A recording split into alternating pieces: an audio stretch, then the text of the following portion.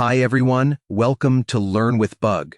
Today we'll be practicing listening to a real-life conversation on the topic 3 ways to change how you're perceived by others. This listening exercise is at level B2. Ready? Let's get started.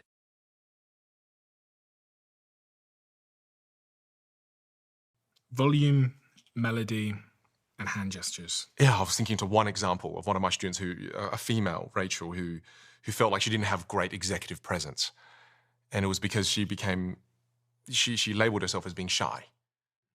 And I like to break these things down for my students too. I'm like, the reason you're shy and the reason you're really good at being shy is because you've been repeating the shy behaviors for the last 25 years.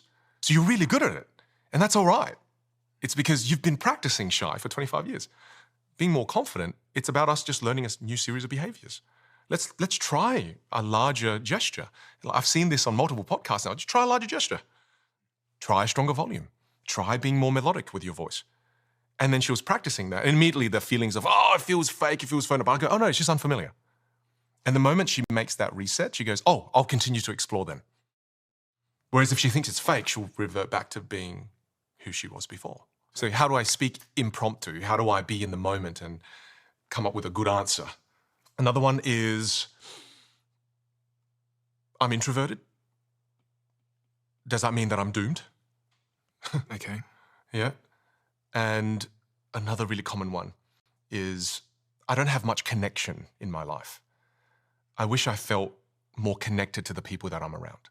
Why is it that I can't get past the g'day mate, how are you? Yeah, I'm good. How are you? Yeah, I'm good. All right, cheers mate. Have a good one. Oh, the small talk. Yeah, this is a big topic, right? So again, it's just how do we get to these conversations like that you get to have on so many of these wonderful podcasts that you do. So I reckon you would have insights here.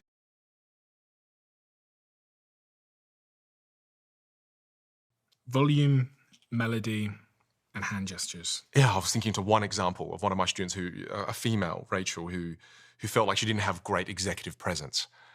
And it was because she labeled herself as being shy. And I like to break these things down for my students too. I'm like, the reason you're shy and the reason you're really good at being shy is because you've been repeating the shy behaviors for the last 25 years. So you're really good at it. And that's all right. It's because you've been practicing shy for 25 years. Being more confident, it's about us just learning a new series of behaviors. Let's try a larger gesture. I've seen this on multiple podcasts now. Just try a larger gesture. Try a stronger volume. Try being more melodic with your voice. And then she was practicing that. And immediately the feelings of, oh, it feels fake, it feels phoned up. I go, oh no, it's just unfamiliar. And the moment she makes that reset, she goes, oh, I'll continue to explore then. Whereas if she thinks it's fake, she'll revert back to being who she was before. So how do I speak impromptu? How do I be in the moment and come up with a good answer? Another one is, I'm introverted. Does that mean that I'm doomed? Okay. Yeah. And another really common one is, I don't have much connection in my life. I wish I felt more connected to the people that I'm around. Why is it that I can't get past the g'day mate, how are you? Yeah, I'm good. How are you? Yeah, I'm good. All right, cheers mate. Have a good one. Oh, the small talk. Yeah, this is a big topic, right? So again, it's just how do we get to these conversations like that you get to have on so many of these wonderful podcasts that you do. So I reckon you would have insights here.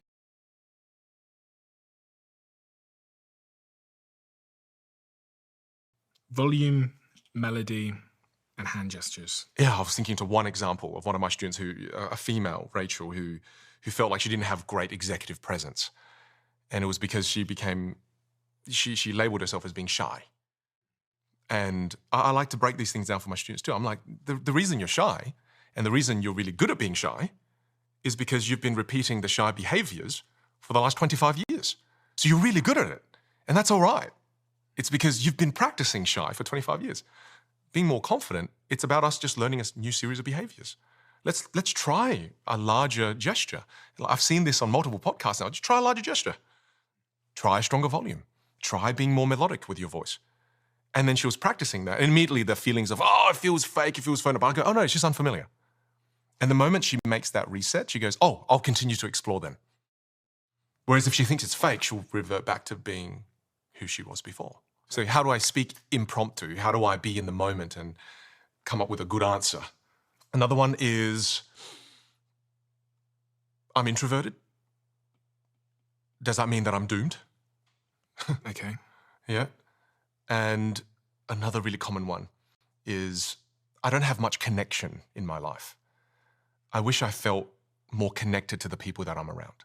Why is it that I can't get past the g'day mate, how are you? Yeah, I'm good. How are you? Yeah, I'm good. All right, cheers mate. Have a good one. Oh, the small talk. Yeah, this is a big topic, right? So again, it's just how do we get to these conversations like that you get to have on so many of these wonderful podcasts that you do? So I reckon you would have insights. Thank you for practicing with me today. See you in the next video. Bye.